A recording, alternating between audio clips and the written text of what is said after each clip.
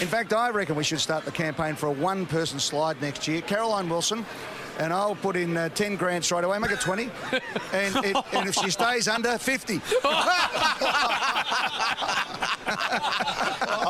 What do you reckon, guys? Who else is up there? I know you're in, JB. No, I'm straight in. Yeah, I'll be in amongst it. Is Duck there? Yes, I'm here, mate. Duck's in.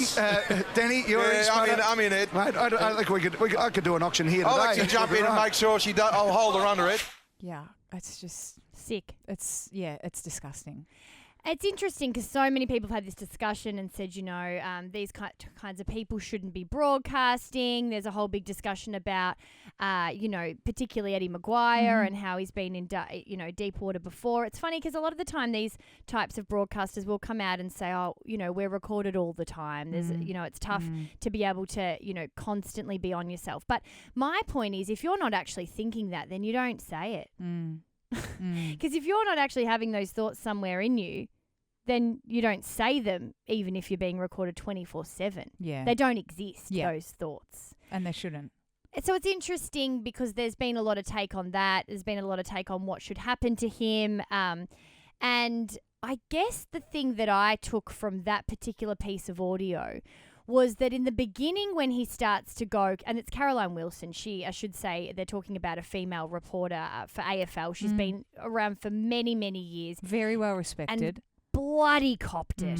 Copped it hard. Has been one of the first female sports reporters in the country. I remember her as a kid, always being the only girl I've ever seen talking about sport.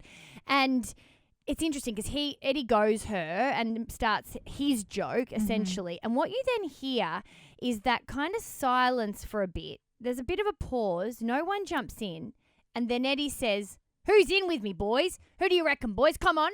James, and he refers to James Brayshaw. "You're got to be in. You surely got to be in." "Oh, yeah, I'm in, mate." And then it starts to happen. It's the flow-on effect. But you're right. It was the awkward kind of laughter where you can hear people and the other blokes have no idea what to say. He then went on to respond to this on the radio station that this was aired on. And I wanted to play a little bit that really troubled me as well.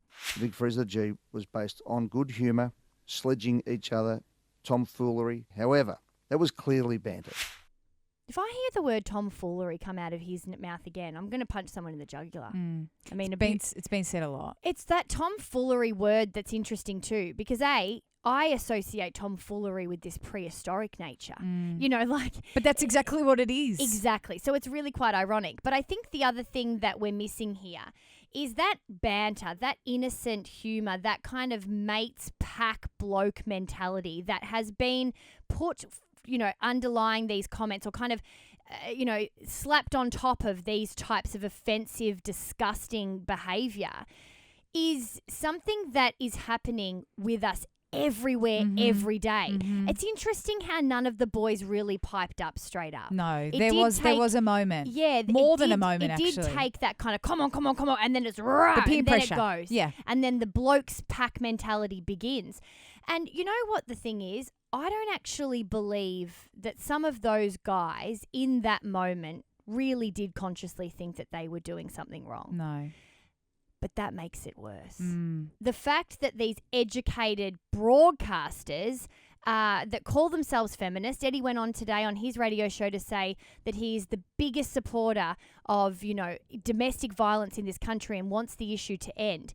The fact that someone who I really do believe genuinely tells himself and genuinely goes to sleep at night thinking he is a massive cheerleader is the same person that can say comments like that and then encourage other men to follow through with comments like that. That's the most terrifying bit. The way I perceive things a lot is there is not many of Caroline Wilson. There's more women in media and there's more women in sport, but Caroline Wilson will call it as it is. Yeah. She doesn't go and necessarily feel like she needs to make mates at the pub. No.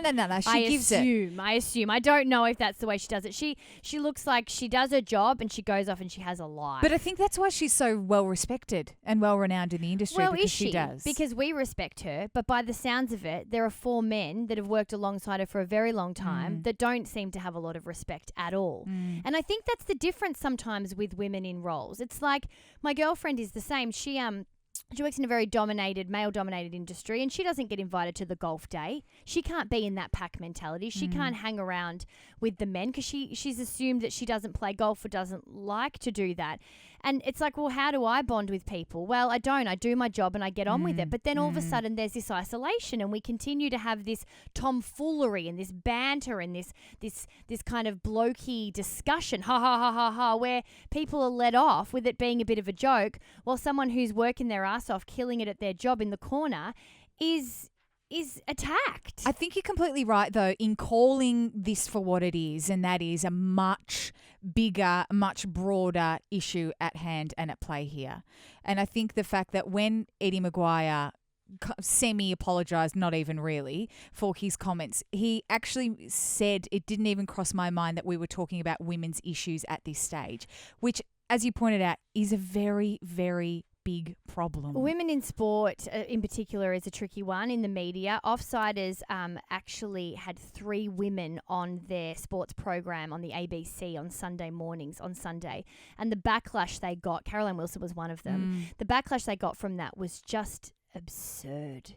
Just absurd. And it's got to a point where it shouldn't be 3 women talking on a couch. It's 3 sports reporters talking on a couch. Well, remember when Rebecca Madden, was given the gig or the hosting role in the AFL Footy Show, and I think it was at our planning meeting. Maybe I even brought it up, going, "Oh, we should get Rebecca Madden on the show because that's a big thing." There's never been a chick that's essentially hosted that show, and I think you pointed out really strongly. Well, why should that be a big deal? Just like with, as you're saying now, with offsiders, well, why should it be a big deal? Why should it be a male versus female thing? Why don't we have 50% or more of those people in those roles? Why not? Why can't they be chicks? And you reckon it's tricky, and you wonder why we try and have these conversations as women is because when you do get up and you do not take bullshit and you do your job well, in the AFL, you can expect to be treated just as the audio you've heard. And